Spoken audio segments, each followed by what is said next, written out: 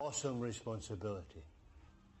Very few ever get a chance in rugby terms to get for Everest, the top of Everest. You have the chance today. Being picked is the easy bit. To win for a Lion, for the Lions in a test match, is the ultimate.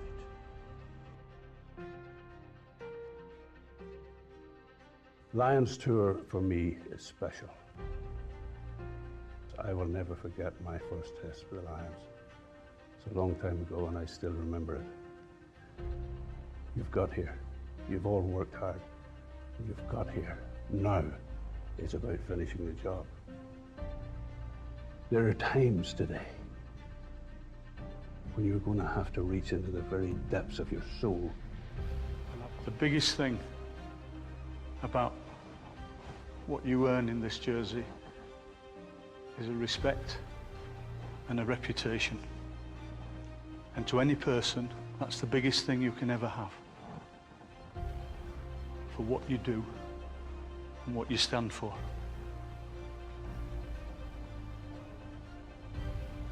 We can leave a legacy in this jersey for the players to pick up in 4 years' time.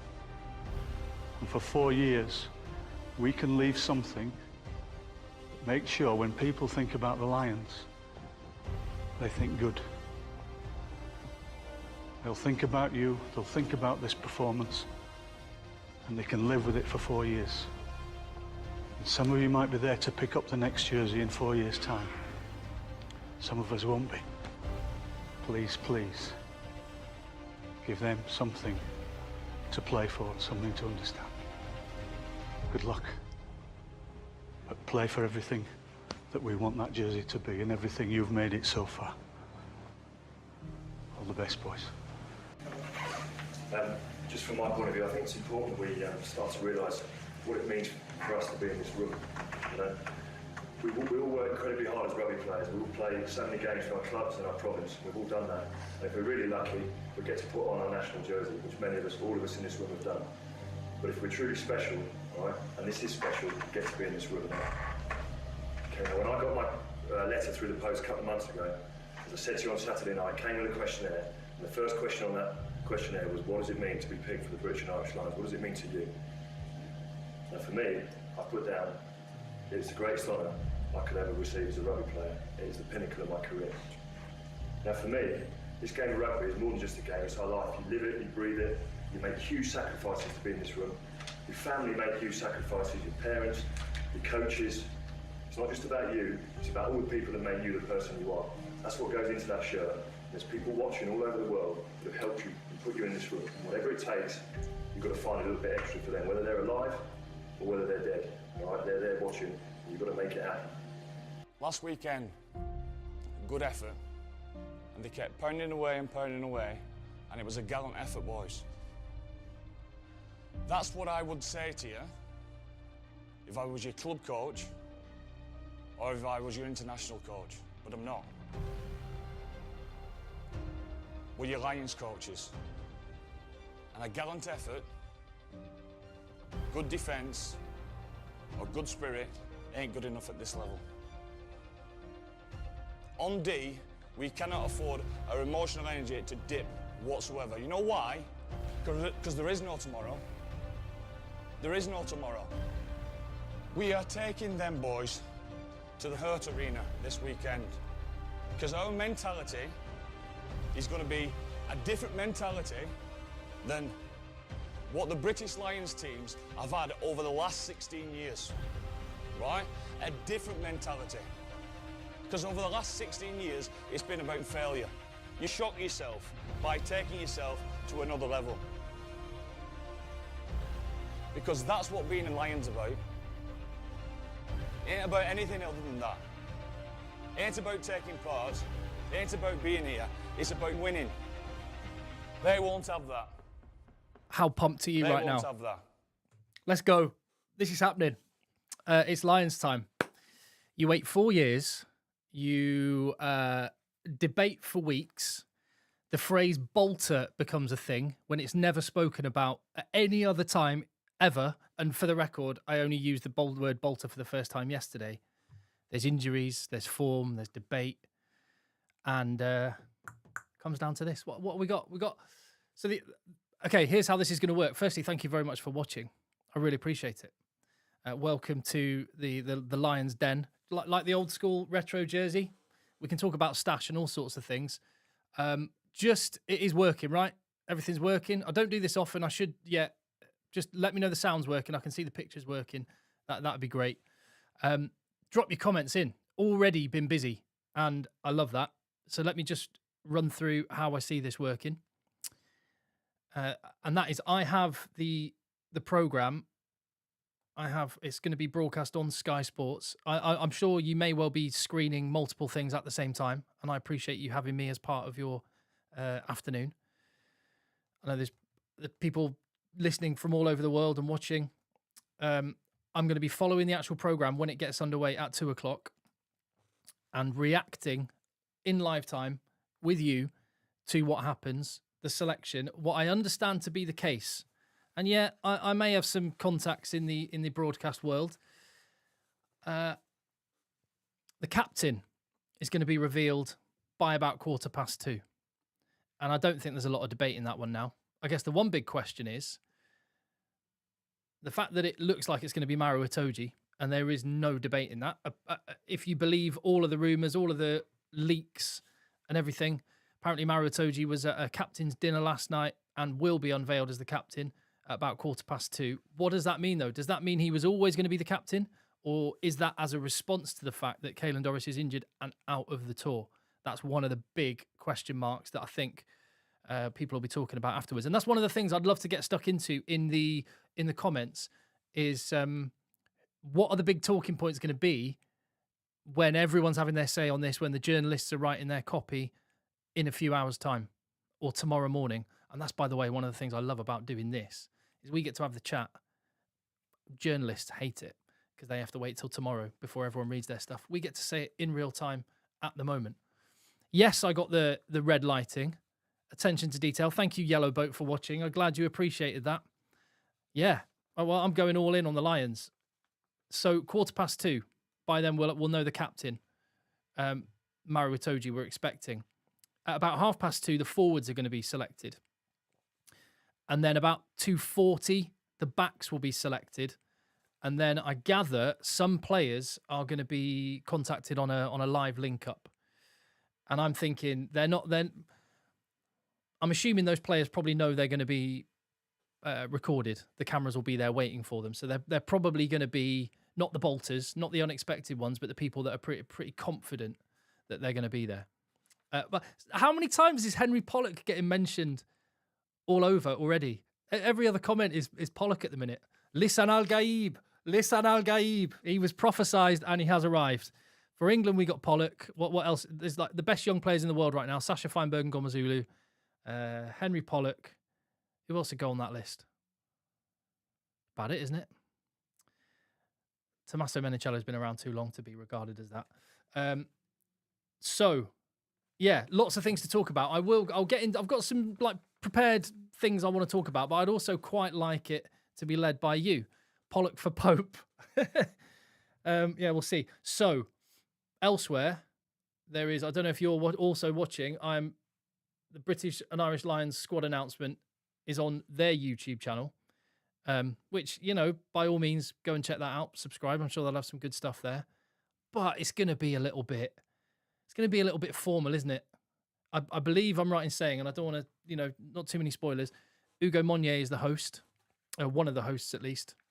So that gives you a little bit of an idea. We'll be a bit looser here. We can take it where you want to go. Wallace Satiti, Louis Bielbiere, how did I not say Wallace Satiti or Louis Bielbiere? Yeah, they're like the four gunslingers at the minute, young gunslingers. But only one of those names is eligible for the British and Irish Lions. And will Henry Pollock be one of those names? That is one of the big talking points. For what it's worth, I might even chuck up a poll here. In fact, let's do that. Let me chuck up a poll. I won't tell you what I'm saying. Pollock selected, yes or no? Right, I'm going to start a poll and let's see what you're saying. Will Lisan Al-Gaib be in? Well, let me debate that one straight off the bat. 70% straight away, 78% going for yes. I don't think he will. I think Andy Farrell He's a stubborn ox, is Andy Farrell, and that's his absolute strength. He sets standards up there. He demands it, and I think he will. I think he recognises and respects experience massively. And a really good example of that was it? I was reading something earlier. I might get my years wrong, but it might have been. Was Andy Farrell involved then? There was. I don't know whether it was in. I don't know in what guise it was, but I was reading something earlier that Andy Farrell was pushing for an old, experienced head, even over and above Owen Farrell. I don't know if that was Johnny Wilkinson. It might have been Johnny Wilkinson, actually. He might have been pushing for Johnny Wilkinson in 2013 ahead of his own son, Owen. And so if that's anything to go by, he loves experience. And here's a factor. When you're considering that talking point, 71% going for Henry Pollock, Lisan Al-Gaib getting in at the minute. In terms of experience, right, very, very few players have actually played for the British and Irish Lions before out of those that are likely contenders, particularly in the back line, I would say. So in the back line, this really surprised me. The only players that you might really consider as a contender that have actually played for the British and Irish Lions before, Conor Murray, he's not going to go. I mean, that'd be a headline if he goes. Finn Russell, Marcus Smith, who was a replacement for Finn Russell on the last tour, so wasn't actually selected on a tour, Bundy Aki, Robbie Henshaw, and Duhan van der Merwe. And that's it. Oh, Owen Farrell as well. That's it. That is all of the back players that have been on a Lions tour before. Murray's not going to go. Farrell is on the bubble, not playing that well. Henshaw could go, could not go. Hasn't played a massive amount. Duhan van der Merwe is injured. So the players that are playing well, starting in their preferred position, and fit and available and playing well in their starting position, it's only Finn Russell and Bundy Aki. So there's not that much experience. Now, you could say, well, it doesn't matter. That's good. But it's a unique thing, the British and Irish Lions tours, isn't it? Daily, thank you. I'm so grateful for the chat here. Brilliant. I wish I had, when I was doing my videos, I wish I had, in fact, I might have to do more of these just so I can get the extra info on the time. You know, like you do something. You ever get that when you're in like an argument or you're having you're at work and you're trying to make a point or whatever, and afterwards, like an hour later, you go, I should have said that. I get that sometimes with the videos. I'll think, how did I forget that? Like, for example, the video about injuries yesterday, completely forgot about Xander Fagerson, who may well be out. So there we go. I reckon no Pollock, Mitchell or Finn Smith, says Trevor B. That would be big. I mean, that would be huge. I guess, yeah, form versus experience. That's one definite factor that I think Andy Farrell is going to favour experience far more than maybe people have been giving him credit for, which is what I mean. I would pick Courtney Lawes because I just love Courtney Lawes. I have a massive Courtney Lawes bias. I cannot separate myself from my absolute love for that man as a rugby player and an amazing human being. But I also think Andy Farrell may well go for Courtney Lawes because of exactly that incredible level of experience, despite the fact he's playing second division French rugby, which is not a bad standard, but it's not an international standard, is it? Didn't Farrell go off injured at the weekend? He did. Simon Shaw call up.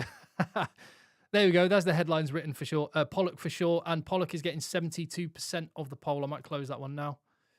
How do I do that? End poll. There we go. Decision's been made. 72%. 27% saying no, that doesn't add up. 99%. Okay. So obviously 1% managed to say something else. Live stream your full-time hot takes. See, that's quite a good idea. Yeah, actually, I'll try that. I'll give that a go. Maybe during the Lions tour. I can't wait for it. Can you? By the way, I haven't worked it out, but the plan is to try and be in Australia for some of the Lions tour. Logistical, financial, also quite an undertaking, as you can imagine. But I would love to. I've never been to Australia, never been. So I would love to. Never been on a Lions tour. I was all ready to go 4 years ago, and then that got stolen from us, didn't it? Darcy Graham must go. Crowley will travel.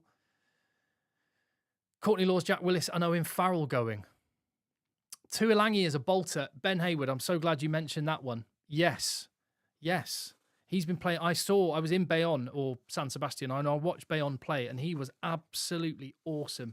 And then you look at Henshaw, who can also play 12-13, and he was not great. So yeah, definitely experience is one thing. Do you know another talking point? It's nearly 2:00. The program will be starting soon. I think we're about a quarter of an hour away from getting the captain decisions. Hugh Jones likely playing this week. That is very good news. There's a couple of players, isn't there, that back from injury. And in terms of injuries, let me just box that one off actually before I move on to the next point. Because I mentioned that I missed Sander Fagerson on that video yesterday. Thank you in the comments for mentioning that Hugh Jones could be back this weekend. Kinghorn's going to be back in a few weeks. Faye Waboso could play for Exeter before the end of the season. That's the latest I'm hearing. So would you roll the dice on him? But as the point I made in the video yesterday, a lot of the outside backs have got knocks. Duan van der Merwe, George Furbank, Mac Hansen, Blair Kinghorn, Faye Waboso. I'm not so sure you can pick too many of them that have got. Make sure to subscribe, like, and comment, everybody. We need to send him to Australia. Hey, yes, I would love it if you would do all of those things, but I'm just happy you're here, sharing this moment, sharing this experience. It's a bit of an experiment with the live stream on something like this, but there we go. I just like the fact one bloke in his bedroom whose neighbours are going to think this is some sort of knocking shot with the red light coming out the window has got so many people sharing this with me. So thank you. Any news on John Bentley's availability? Oh my goodness. Right, hands up. And I'm, giving my age away here a little bit. Hands up. How many people fell in love with the British and Irish Lions after watching Living with Lions? I mean, how many times did I watch that DVD? Well, VHS, probably when I first watched it. I remember when I was playing for my university team, Bath University, we play away games. And I mean, it had been out by 20 years by that point, whatever. And we would just put it on in the bus on the way to matches. Just absolutely magic. And they haven't been able to do a Lions documentary since, nearly as well, or any rugby documentary since, except for, I will give credit to Chasing the Sun. How do you pause this thing? I think Pollock has a better chance of being picked than Laws. The standard that Farrell wants experience, but Pollock is the exception to that. Pollock being the exception that proves the rule, I'm open to that. It's so cool how many comments he's getting. I mean, the two things that would hype up this tour more than anything else, Pollock going and Owen Farrell going. And I'll tell you what, and here's another question let me throw out. Or maybe we'll save this once the squad's actually announced. But when the squad's getting announced, I want you to have this in the back of your mind. What two players that are picked in the squad would you most want to watch a fly on the wall documentary of their room? If you could do a Big Brother style 24 hours a day camera in one room, which two players would you put together? And before the squad's been picked, if Pollock and Farrell are both picked, get those two rooming together. That would be amazing. Right, it's 2:00. Time is ticking on. I was going to bring something up. Yes, I've heard a lot of people in the last couple of days. I've read articles. I've heard other content creators talking about the style of play that Andy Farrell. Henry Pollock and James Lowe. We might have a winner there on the rooming pair. Thank you, King Caboose. Appreciate that. Thank you very much. There's a lovely montage happening now of old school Lions shots. I'll be keeping an eye on that. In fact, I might even turn the volume up, just so I can keep an eye on that as well. Yes. Hold on. There we go. Yeah, I'll keep an eye on that. What was I saying? Yeah, a lot of people have been making a lot of the style of play that Andy Farrell chooses. I think that's relevant. And there's no doubt about it. Coaches will skew one way or another in terms of the selections based on how they want to play. The only difference I would say there is, like, good coaches, the best coaches, and whatever level you've played, you've played under someone you regard as a good coach, I'm sure. The best coaches don't pick a system and then pick the players to fit the system. They pick the players available and create the best system that takes into account your strengths and the opposition's strengths and weaknesses as well. And I think Andy Farrell's smart enough to do that. There's been some takes like, oh, Andy Farrell likes this type of prop who does this specific job. I get it. But also, do you not think it might be the fact that like Andrew Porter is far and away the best loosehead prop in Ireland, who is amazing at doing that thing. So actually, let's have him do that thing. And if he had the opportunity to have Ellis Genge or Pierre Schumann in that position who do different things well, he might go, well, do you know what? I'll tweak it so that we get the best out of that player. I think maybe a bit too much is being made about it's going to be the players that fit Andy Farrell's system. For one thing, the Irish system is so intricate that, yes, on the one hand, that might mean he just goes mega Leinster, all out Leinster. But actually, I think even trying to assimilate people that haven't played that style in a short period of time is going to be really hard. I think, for what it's worth, the game plan will be a lot simpler than people are saying. I don't think it'll be a copy and paste Irish model. I think it'll be much, much simpler. Let's see what's going on here then. Oh, that's a nice touch. It is VE Day today. Which is so I feel rude. Okay, it was only a very short bit of silence. Thank you, Ugo, for breaking the silence there. It's quite a nice day to be selecting the squad, isn't it? I mean, I know these guys aren't soldiers. Well, a lot of British and Irish Lions former players were soldiers that played in not just played for the Lions but fought in world wars as well. So lovely. So yeah, I guess that's my point. I think Andy Farrell's game plan will be relatively simple. It will be power and territorial kick based. It will be quite a traditional Northern Hemisphere style rugby for two reasons. That's simple, and you can assimilate all those different players from different countries and different systems and different clubs into the same team, but also actually matches up quite well against Australia. So I don't think it will be Farrell's system. I think it will be this Lions 2025 system. Thoughts on David Jenkins being picked? He hasn't been talked about enough. Yeah, I think that's a fair comment. I've not really talked about him nearly enough. And his work rate is off the charts. His number of interactions, and yeah, guilty of, he just happens to have been part of a really poor Exeter team. At the same time, he's part of a really poor Wales team. But man, that guy can put in a shift and does a very specific role for his team. And yeah, I think that's a really good shout. Jamie Osborne, a possible wild card. Now we're talking. Let's talk wild cards and bolters. We've already had Tuolangi. Obviously, Pollock's getting mentioned a lot, but some of those slight out there choices. I should get the stream up on the screen. Oh, I should have thought of that. But also the sound might have bled and interfered. So, oh, you know what? It's going to be all boring stuff. I'm bored already. I've only just been dipping in and out of it, and I'm bored. It's going. They've got all the corporate sponsors to thank. They've just been chatting to someone who's doing a mural in Whitechapel, which I'm sure is lovely. But come on, we can have a much better chat here. Wildcard Manny. Which one?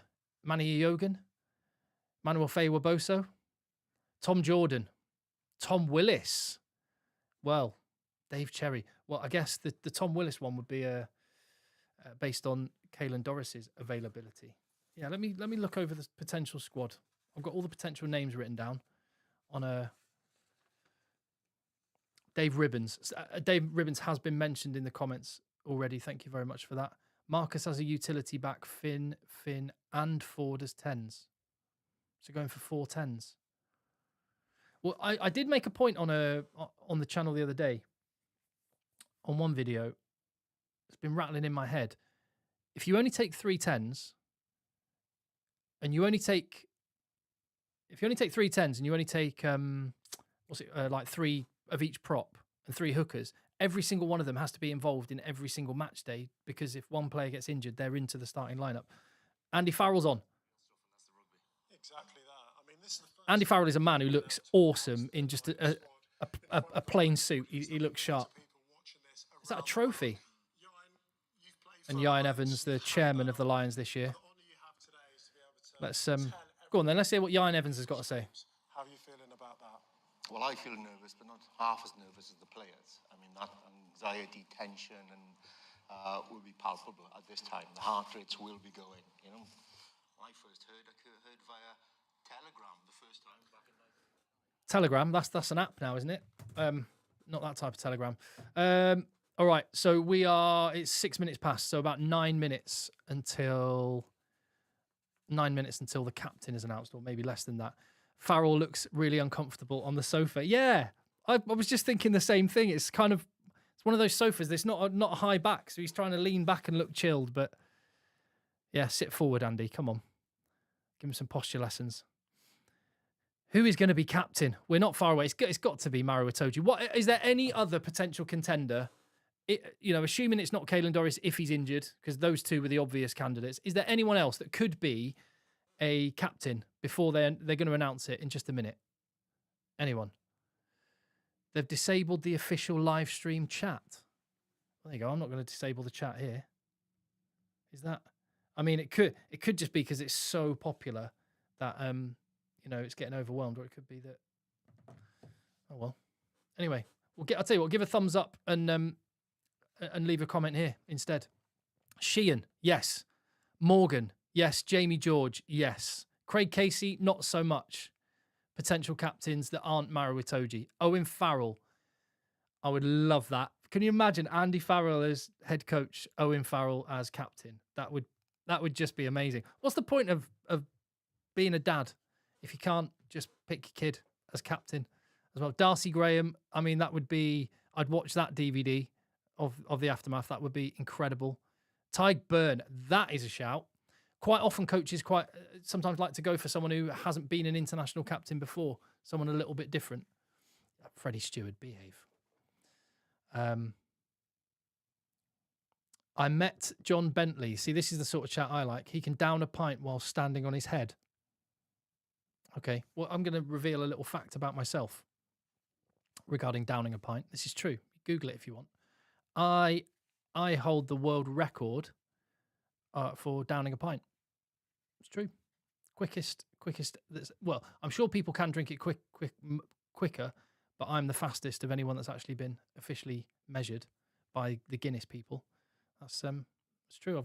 I'm officially amazing. I've got the certificate on my wall, but I can't do it on my head. So fair play. There would have been some toxic comments, says John Crooks on the main live feed, but the people who watch Egg Chasers are a damn fine bunch. I am endlessly proud of the community, and it feels a bit of a community, but I think it is. I think of it like that. I hope you do as well.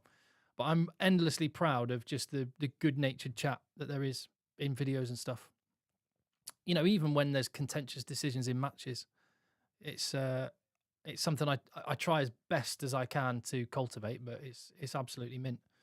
So yeah, we're not far away. They're still nattering.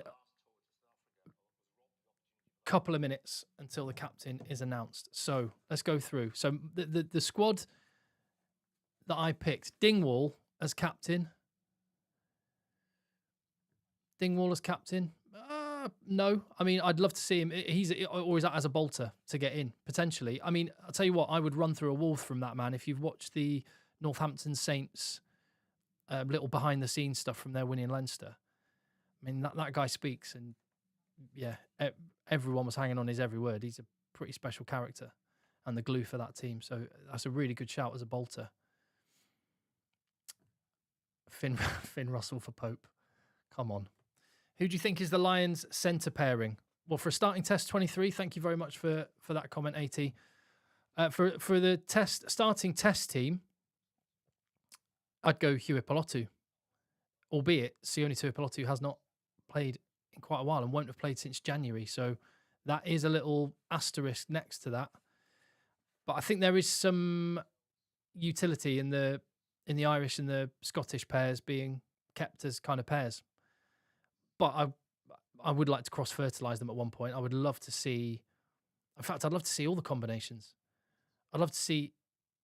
I mean, they're big old units, strong units, but I'd be interested. I'll tell you the one that you won't instantly think of, but imagine Sione Tuipulotu with Aki at 13. Just in one game, I'd like to see it. Just the raw power in that one would be awesome.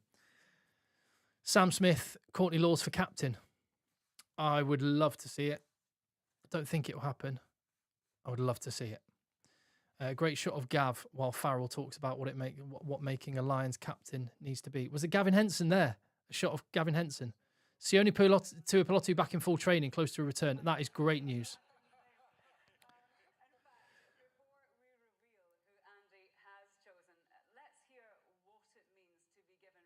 Okay. So they're going to chat to some of the former captains about what it means. It's go time now. It's very nearly go time. Alan Wynne-Jones. Oh my God, what a specimen. Paul O'Connell.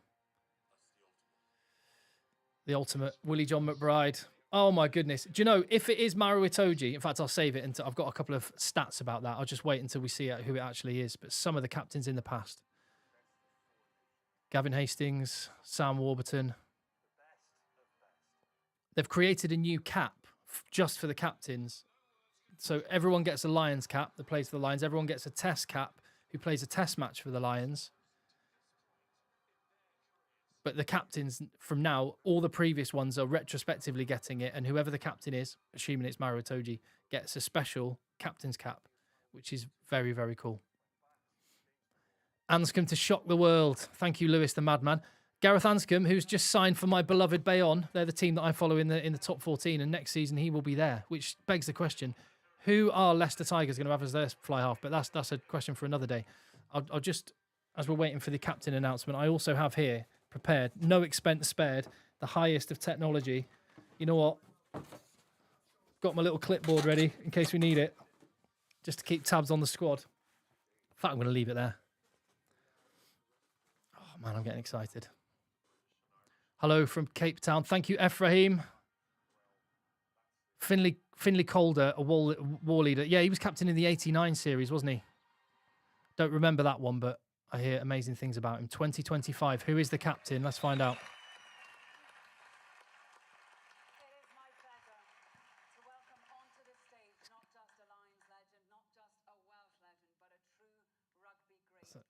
So Alan Wynne-Jones then is announcing it, is he?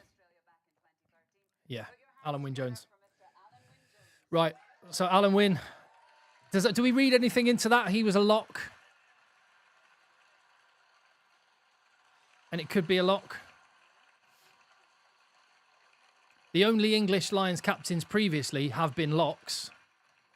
Martin Johnson in 97 and 01 and Bill Beaumont in like 1980, something like that.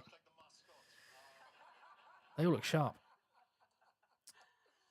And massive. You would not want to wander down a dark alley and bump into Andy Farrell and Alan Wynne-Jones, would you? Frightening. Jack Morgan.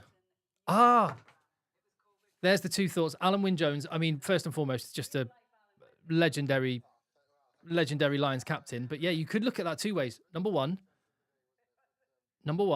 he's a lock, Maro Itoje. Number two, he's Welsh. Jack Morgan. Let's see. Massively so. I think for some it's a life's work, for some it's a career's work to that point. You know, on a personal level. How did he get back in 21? I was at Murrayfield when he had that shoulder dislocation. I was like, oh well, that's done. What a really sad way to end it. Oh, I just missed. Matthew Collins said Maro Itoje was just spotted behind the side curtain. Well played, lads. Well played, everyone. I did look at betting sites yesterday, or a couple of days ago, I think it was, and no betting sites were taking any bets on that particular thing. So I think it obviously did get out. Fame and foolery. Itoje is a dirty player.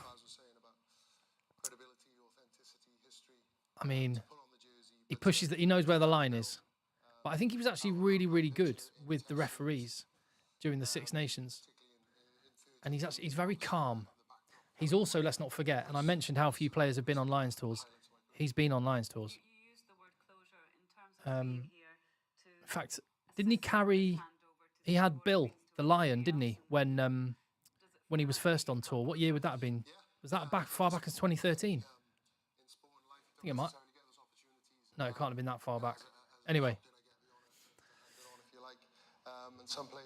Dirty players are the best players. I've got a soft spot as well, Papa Chinzio, for those people that push the boundaries. Andy, can you please reveal the name of the man you've chosen to captain the British and Irish Lions tour to Australia this summer? It's going to be Maro, isn't it? Well, by the sounds of it, he was already pictured backstage. Are you ready? Here we go. Okay. Ladies and gentlemen, it gives me great pleasure to introduce to you your 2025 British and Irish Lions captain. It's Maro Itoje.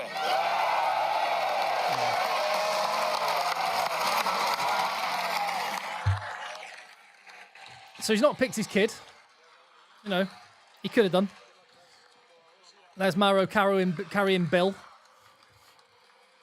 What do you think of the stash, by the way, the 2025 Lion stash? I think there's a simplicity about it I quite like.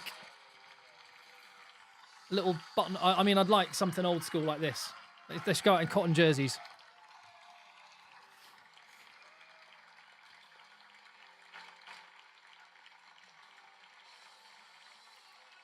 I mean, guaranteed selection. Been on tours before. International captaincy experience. Won major trophies. Kind of hard to argue, isn't it? I guess the full kit wanker. Is he in full kit? Yeah, but I've got he is in full kit. Yeah, well, at least we get to see what the full kit looks like. Although I always have an issue with full kit and trainers. It just looks bad. If you're going to wear full kit, you should wear boots as well. You've got a set of standards, haven't you? Let's. Is Maro going to speak? Your British and Irish Lions captain, Maro Itoje, and a massive thank you to Alan Wynne-Jones. Right, should we hear why is he in the full kit? Probably the sponsors want to sell it. Maro, See what he's got to say. it's finally been announced. What does this moment, what does being the British and Irish Lions captain mean to you? It's hard to articulate, really. It's a tremendous honour.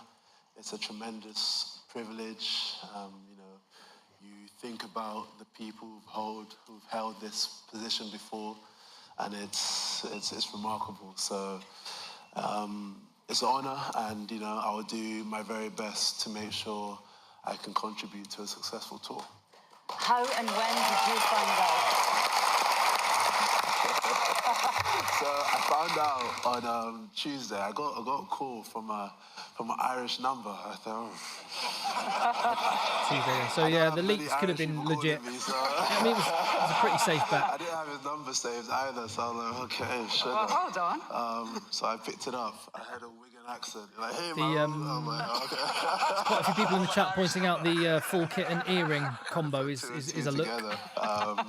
So yeah, but it was also kind of a bit Maro does niggly what he because wants. The signal was quite bad. It was actually shocking. It was such an anticlimax, actually, because I'd phoned his head coach at Saracens up Matt McCall to try and find out when training was finished, when he was going to be on his own, because it's important that they're able to savour it, have a moment on their own, instead of being at training in front of the lads, etc. So I found out when he was going to be finished training, so I decided I'd phone him at 3 o'clock. And by that time, I'm at the airport. So I rang Maro. It's a cool story. I'm He said hanging. hello, and I said, Maro, it's Andy Farrell. Can you hear me? You're going, yeah, I can hear. And he started cracking up, blah, blah, blah. And I couldn't get the words out because he couldn't hear. Anyway, I'm now imagining that scene in Superbad where Michael Cera's swearing at his girlfriend because it's cracking up. And then it's gone, isn't it? Like, you know, because he knows something's brewing. So I ring him back and I went, oh, by the way, would you like to be British and Irish Lions captain? We are supposed to be a professional organisation. I gather what's happening on the live chat on the official stream is, if this is to be believed on the chat, thank you AB, they're censoring Aussie commentators. And I know it was incredibly emotional. There was quite a lot of flash photography, but just take a look at this. British and Irish Lions tour to Australia. Tour captain, Maro Itoje. Oh, that's from the dinner. Okay, cool. So happy for Maro. He's so happy, like a girl going on her first date. Beautifully put in the chat there, Eddie. Thank you very much. I'm really pleased for Maro Itoje. There was a comment a moment ago. Sorry, I've missed who it was. Saying that he's not very well liked in the Southern Hemisphere. Well, that will just fire the man up even more. He's been hated before. Well, he's English, so he's used to it. I should have done a bingo. In fact, maybe we can do it now. If there was going to be a little game of bingo, phrases that you know are going to come up. Brotherhood. I would have got that there. You can see the pride in the way they talk about it, the way they care about it. So it was absolutely amazing to be a part of that. And yeah, I think it's our responsibility now to take it forward. It's our responsibility now, alongside the rest of the squad, to make sure that Lions continues to be in an elevated position. Absolutely. Well, Maro, Andy, and Jan. Travis also agreeing with that point that he's not liked. I don't know whether he's rated. There's a difference between being rated and being liked, isn't there? Says he's also not rated down in the south, and that's Travis saying from South Africa. So there you go. Okay, ad break time. I'm going to keep it right. If you've watched the videos for any length of time, you know I like keeping an eye on the ad breaks. Who is sponsoring? Who are the people that are funding rugby? It tells you. Oh no, it's not going. It's not on Sky. So I'm on that. Right, Maro Itoje, captain. Reaction. Yeah, I think it's a mixture really. The last England captain, who was that?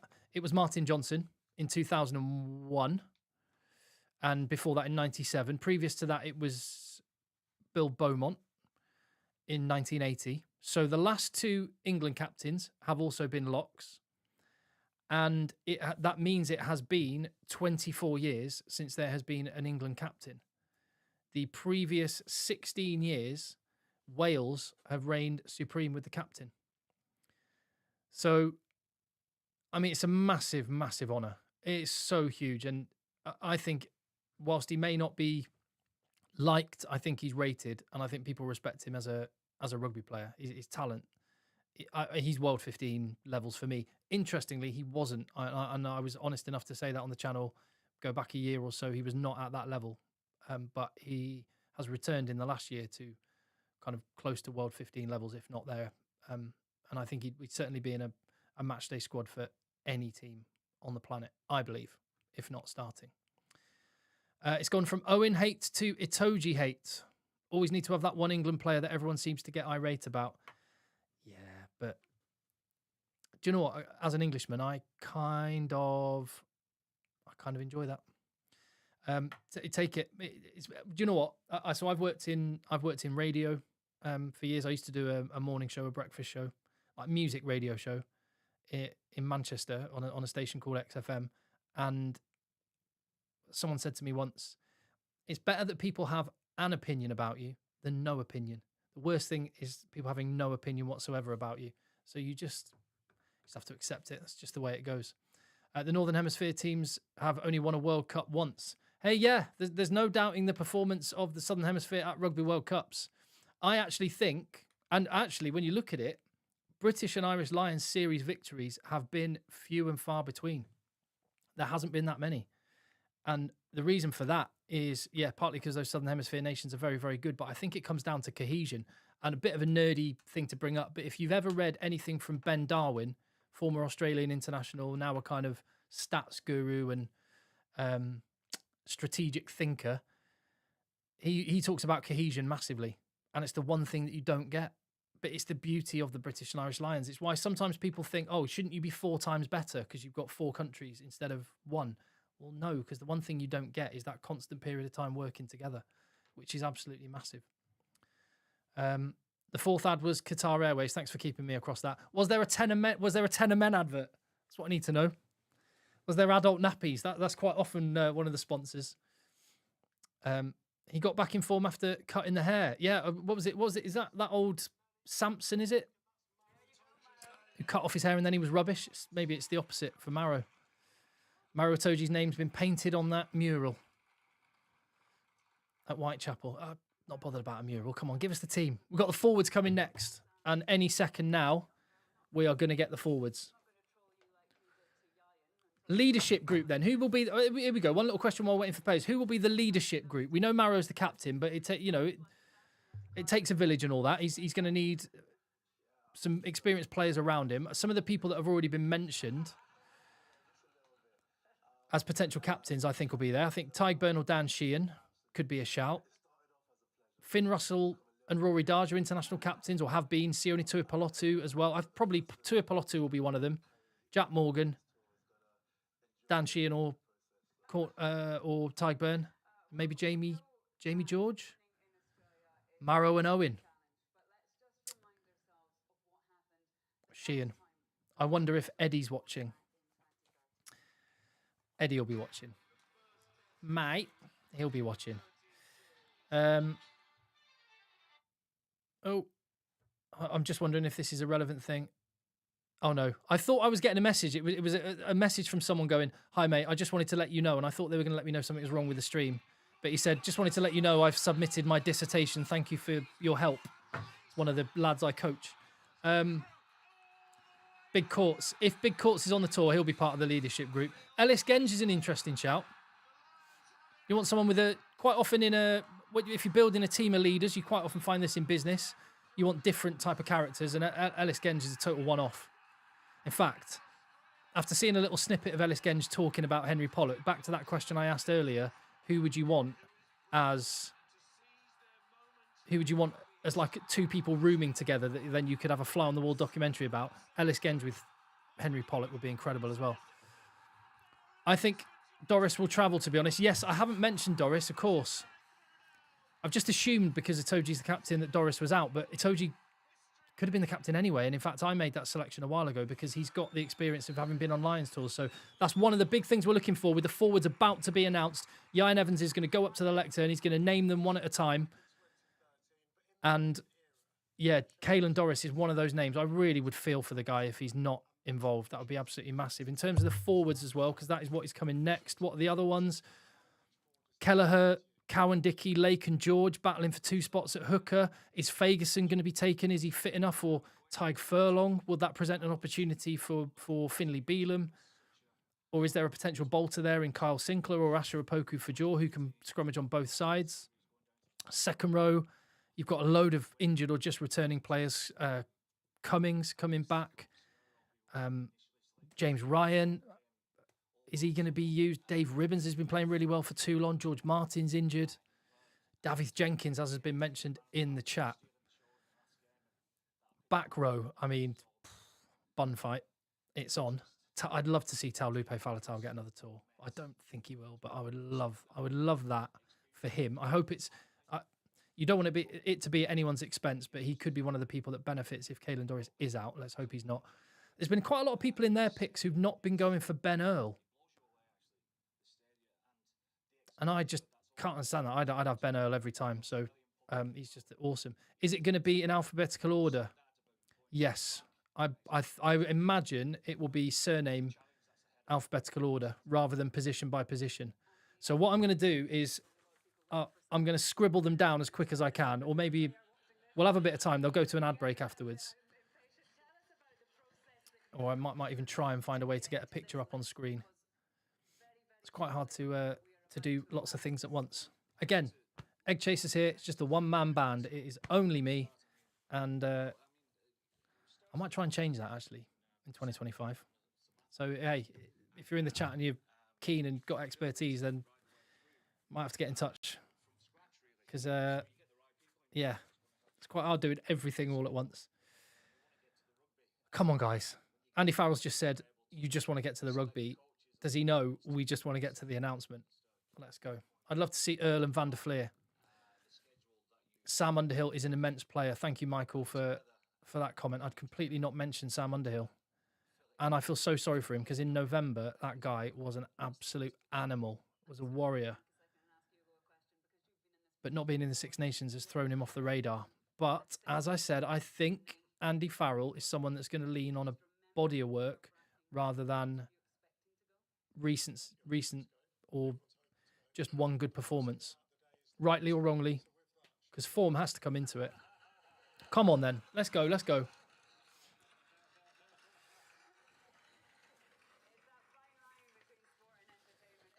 Yeah, forwards should have been announced by now. Here we go. Time to find out which players Andy and his team have selected for the British and Irish Lions getting men's real. series in Australia. Imagine how the players are feeling. With the forwards first. Imagine how they're feeling. It's over to you. Thank you very much. Wow.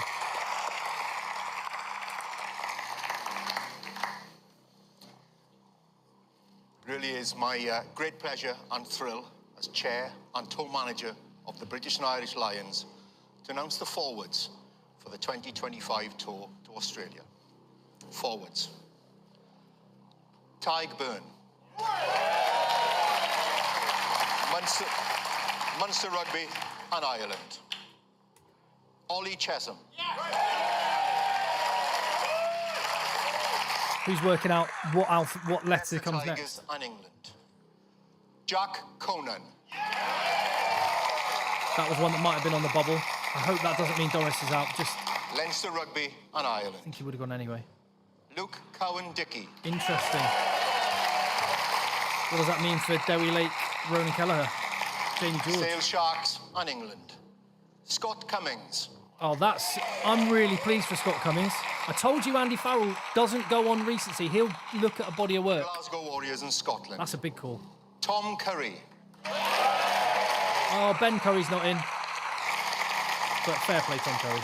Sale Sharks in England. What a comeback after getting a new Ben hit. Earl. Yeah! I'm really happy about that one. A lot of people didn't have him in. Love the guy. Saracens in England.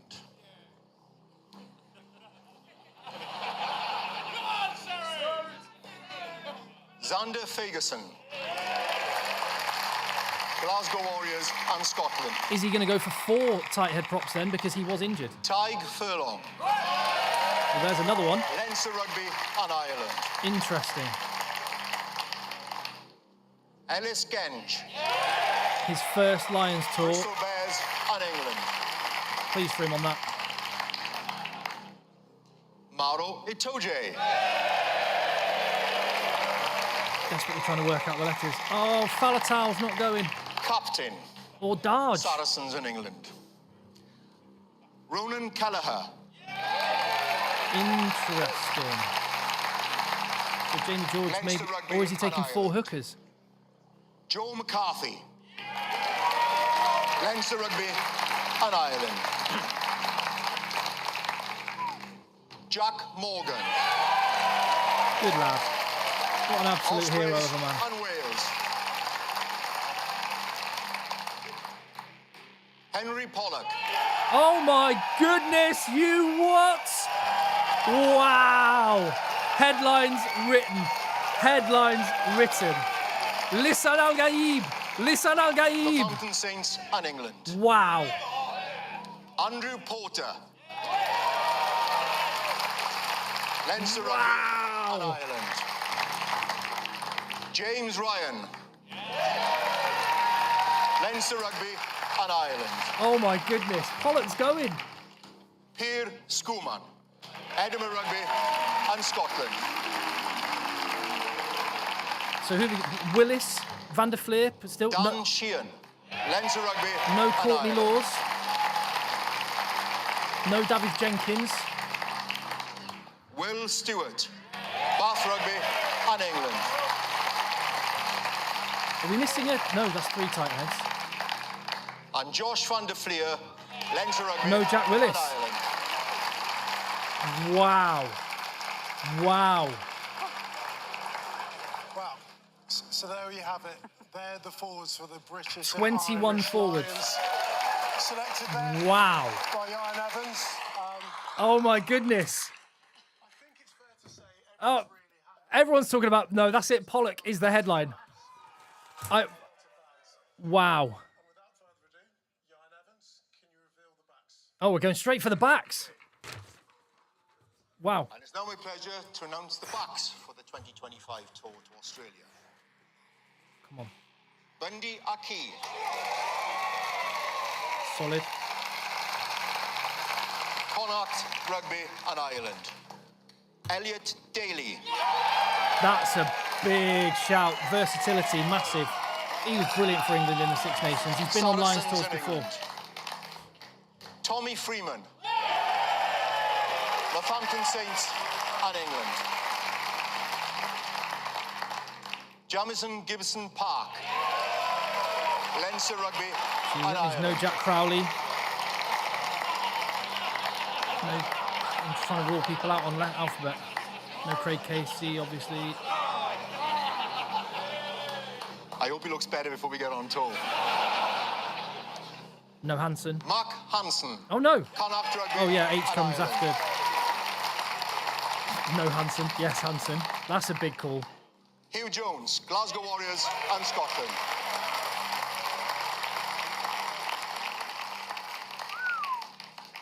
Wow. Hugo Keenan, Leinster Rugby and Ireland. Wow. Blair Kinghorn. Only one Welshman so far. Stade Toulousain and Scotland. James Lowe, Leinster Rugby That and Ireland. means no Ford. Alex Mitchell. No George Ford. No Farrell. and England. No Farrell, no Ford. Gary Ringrose, Leinster Rugby Or Henson. and Ireland. Finn Russell, Here we get into the interesting ones. You've got Van der Merwe, Tuipulotu, Bath Rugby and Scotland. Prendergast. Oh no, we've gone past P, Finn haven't we? Smith, F. Smith. Is there an M. Smith?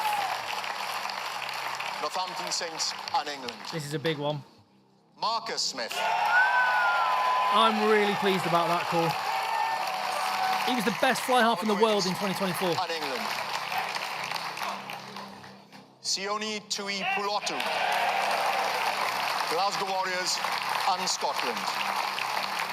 So no Tuolangi, that was a potential bolter. Duan van der Merwe, Edinburgh Rugby and UVW Scotland. Williams then. And then we're done. And Thomas Williams, Gloucester Rugby Two Welshmen. and Wales. That's that. That's the squad. So it's 21 forwards. 1, 2, 3, 4, 5, 6, 7, 8, 9, 10, 11, 12, 13, 14, 15, 16. 17 backs, is that it? She's gone for more of a 2021 size squad than a 2017 size squad. It was 41 in 2017. It was 36. 21 forwards, 17 backs. The British and Irish Lions squad to Australia. Right, we're going to pick contains the a bones squad out of this one. Of 38. So we now know the British and Oh, Irish no Lions Darcy squad Graham this as well. summer. And there's loads to discuss. So join us in a couple of minutes. We'll Yeah, be right. having more reaction. Well, I don't have to wait for ad breaks to have a chat. We can do that right now. Right. Wow. Wow. I'm going to do it again. Lisan Al Gaib, the one that he was prophesized. He has arrived. The chosen one. Pollock is going on the Lions tour. That is unbelievable. Right. Let's do this. Let's do this in with no expense spared. So we'll try and do this in positions then. Out of the forwards, oh man alive. So we have got props. I actually feel like really tense and stuff. I also feel like I was a teacher at one point for a couple of years before I got into radio, and I feel like I'm a teacher again. I'm really good at writing like upside down on a whiteboard. Genge, Skuman. Who was the other one? It was Porter, obviously. Porter. We have got Sheehan, LCD, and Kelleher. No Jamie George. I feel like we almost need to like pay our dues to the men that would have been very close but just missed out. The other factor to think about is there's going to be injuries. And the hero of a tour is quite often someone who wasn't actually initially named. Right, I'm so pleased for Xander Fagerson. I also think that's going to put a massive, massive workload on the tight head props other than Fagerson because he's going to be injured for the next couple of months, so I understand. Furlong, not been playing at his best, but had to be there. Finlay Bealham could not have done any more. He was playing really, really well. And Will Stewart, so far, so predictable. I think most people had those three. Sheehan was nailed on, and it was always going to be two of George, Lake, Kelleher, Cowan-Dickey. As it happened, the ones that I picked in my squad were the other two. But I mean, I will say Ireland's line-out has been shocking, and I thought that might count against, not Sheehan, but might count against Kelleher a little bit, although I don't think Kelleher was the one at fault. Right, lock. Caelan Doris. Poor Caelan Doris. That's gutted for the guy. Potential captain, one of the few automatic starters, and he's not there. That's really bad. Too many English and Irish passengers, says Boulder64. Well, we can pick the bones out of that when we go through. So locks. We have got Itoje, obviously. Itoje, Byrne, Ryan, McCarthy. Ooh. And there was Cummings as well, wasn't there? And Chesham. Right. Okay, that's interesting. That says to me that actually I might have been completely wrong saying that Andy Farrell's going to pick a system for his players. Maybe he is just going to transplant the Irish system. I understand winning's important and that Andy Farrell might feel that's the easiest way to win. He's got lots of Irish coaches. He's got lots of Irish players. I think that's a mistake. I think that is a mistake for a couple of reasons. But most importantly of all, what the Lions means and what it represents. In that the famous Hurt Arena speech that Andy Farrell gives, he talks about winning is absolutely everything. And I think winning being everything is maybe my first initial reaction on this squad. Winning being everything, which he's a professional coach. His legacy is going to be painted by how this tour goes. The Lions need a tour win. I get all of that. But I also recognise the tradition, the history of what the Lions is about, the way Ian McGeechan would approach it, where he would think it's about moulding the best of the raw attributes that you have available, not finding the pieces to fit the system. But you know what? Maybe I was wrong on that, and I don't begrudge him. But the fact he's gone for 6 locks, Chesham, who can play in the back row, Byrne, maybe he's a 6 more than he is a lock for the Lions. That'll be interesting to watch. Back row, what have we got? Tom Curry. So no Jamie Ritchie, no Rory Darge. I feel a bit sorry for Ritchie on that. A 6, and particularly if he is playing a kick game, then Ritchie is a kind of kick chaser, pressure, chop tackler, general menace. He's amazing, but so much talent. And it also says to me that the 6 might be coming from the locks rather than the back row stock. So we've got Tom Curry, Lisan Al Gaib, Earl. Really pleased for Ben Earl. Question is, because a lot of people weren't picking him in their tour squads beforehand, is that a reaction to Doris not being there? I don't think it is. I think he would have gone anyway. But maybe looking at the composition with all of this and Earl, I think Earl might be a 7, as maybe even as much as being a number 8. Maybe no, actually, now I think about the squad. No, that's right. Morgan, awesome for Jack Morgan. So good. Guy's a hero, absolute warrior. And is that it? Is that the forwards? Oh, Van der Fleer. Of course. Yeah, so when you look at that, no, Ben Earl's the second 8, isn't he? Which does beg the question, would Earl have been nudged out because if Doris was available? Ben Earl's definitely the 8. Curry is a 6. 3 7s. Pollock, who can slot in at 8. Morgan, who can slot in at 6, has played 8. Interesting. I haven't missed anyone, have I? No, that's it. That's the forwards. Right, let me look at the screen. What are you saying? Johnny Sexton is apparently on screen at the moment. Conan and Kelleher are so mid.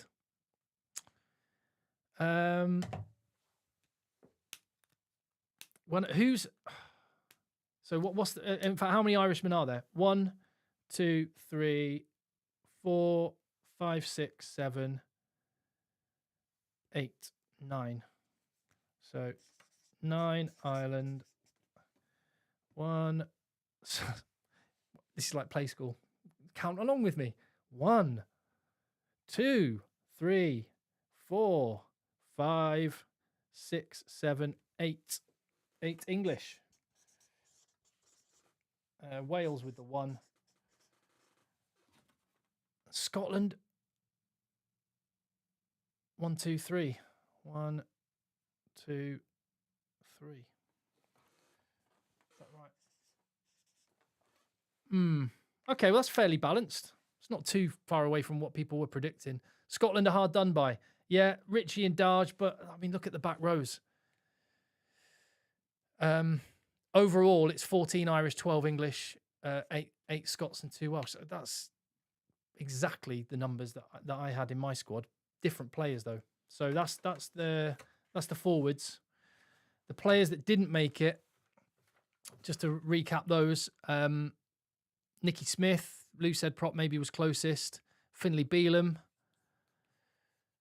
Jamie George, Dewi Lake, George Martin, David Jenkins, Courtney Laws, Grant Gilchrist, and others.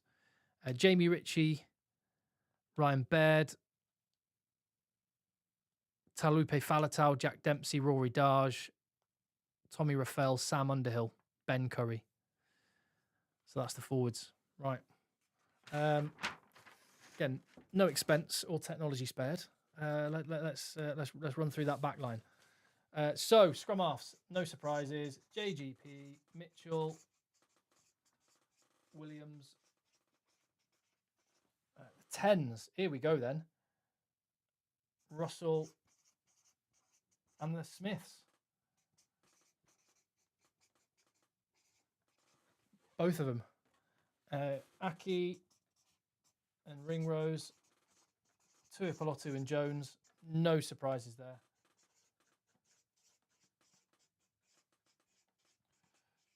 Makes sense.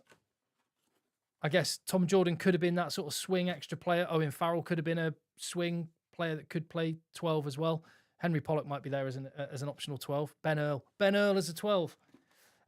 Right, and then outside backs. Fewer of these than I thought. Freeman, Lowe, Hansen. Oh, that's a system pick, that one right there. Not a form, because he hasn't been at his best even when he's been back. Partly that was Ireland were a little clunky in attack. A class player, and just as a bloke to have on tour, just if you were picking just on personality, Mac Hansen. In fact, maybe I've got it. There we go. One of the questions I asked earlier, if you could pick 2 players in the squad to room together and we could watch a fly on the wall documentary of, who would it be? Mac Hansen and Henry Pollock. That would be fun. Mac Hansen and Ellis Genge would be good as well. Hansen, who else we got?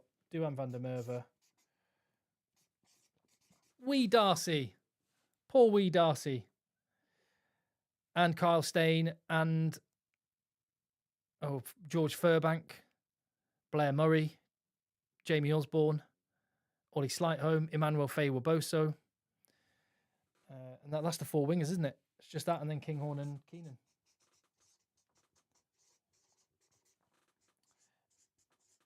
I think Kinghorn's selection got Marcus Smith in because Kinghorn is not there until the third. Well, probably not. Assuming Toulouse get to the top 14 final, if they were to get there, then he wouldn't be available probably for the first 3 games and would only have 1 or 2 matches before the first test match to prove himself. He is a potential test match starter, so I would have done exactly the same. It's the same reason I wouldn't take Jack Willis, because there's so much good stuff in the back row. But I would take Blair Kinghorn because he is a potential test starter and that much better than the next best. Him and Keenan as a pair are. But I think that's why Marcus Smith is there. But I'm just... Oh, and Daly. How can I forget Daly? I'm sure... Yeah, thank you in the comments, Daly. Yeah, you missed Daly. Yeah, I missed him in the chat beforehand as well. Guy was an absolute blooming legend in the tour previously. So what have we got there? Well, no Sam Prendergast as well. I mean, it's mad how the story changes, doesn't it? Like 3 weeks ago, Prendergast was getting all the chat and he's got to go and look how smooth and brilliant he is. Pollock has one incredible performance. Although that said, I did a video. Actually, I'll share this with you. I did a video on Pollock yesterday, which in my mind, any content that I used was fair use because I editorialized it, I spoke around it, all the rest of it. Premier Sport, go and copyright strike it. Only my channel, not other people's channels using exactly the same content. I thought they'd quite like to share rugby and hype this guy up. But if you're one of the lucky people that got to watch the Pollock video before it was taken down, then thank you for that. And anyway, point being, in that video, I made the point that he's actually only played a grand total of, well, firstly, 30 minutes of international rugby and 20 top flight club games. 20. That's it. He's the youngest British and Irish Lion since Lewis Rees-Zammit, who was the youngest since 1959. He's only 20 days older than Lewis Rees-Zammit was then. But Lewis Rees-Zammit had played 2.5, 3 years of professional rugby by that point. Henry Pollock has just arrived. The mad thing is, he was playing under 20s in February and looked to cut above. Played for Northampton in the Premiership, scored some ridiculous tries, did some amazing things. Champions Cup away at the Bulls in Pretoria against Munster at home, a brilliant turnover right at the end of the game to steal it and help them win. 7 tries in 6 appearances in the Champions Cup, 2 tries on his debut. He's just special. It's just special. When do Australia pick their squad? That's a very good question. Andre Mayer. I'm glad my picks got in. Both Smiths and Pollock. The only surprise for me, Prendergast. Pick a 23, please. Yeah, let's do that.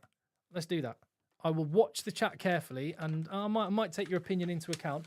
But based on the squad we have, 23. Right. Test starters. Loose head prop. In fact, I'm gonna the ones I'm absolutely nailed on. Sheehan is hooker. Sheehan is hooker, and of the options on the bench, we've got Cowan, Dickey, and Kelleher. I'm going for LCD on the bench. Right. Props. I'm gonna come back to because Porter starting. I know he gets some stick for his scrummaging. I just think he's absolutely amazing, and I'm gonna go Genge on the bench. Maybe a theme here with Irish starters and Englishmen on the bench. Second row, I would go Itoje and Byrne, but I now think, looking at the composition of the squad, I think he might go Byrne on the flank, but I'm going to go Itoje and Byrne. That's class. Conan or Earl at number 8. I'm going to come back to that one. Jameson Gibson Park is 9, no question. Starting 10, Finn Russell. He's got a battle on his hands, but he's the best. I'm going to go for Hewitt Pelotu in midfield.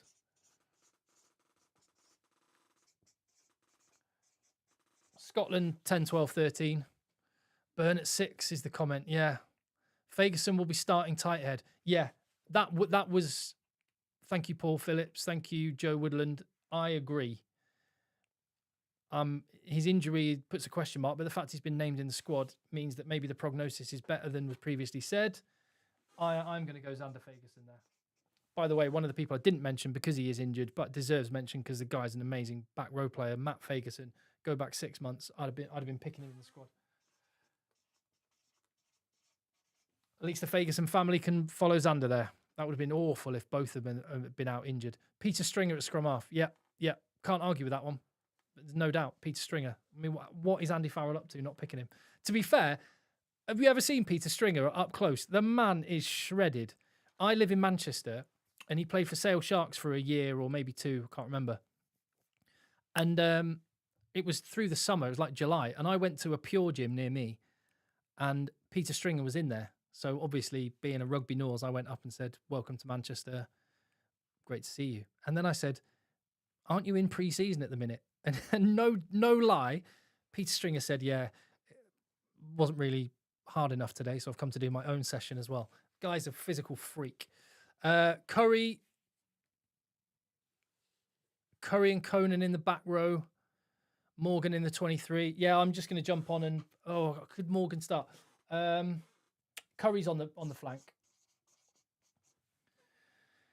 Curry's on the flank. So wings. James Lowe and Tommy Freeman. I'd love Emmanuel Faye-Boso to have been available, but he's not.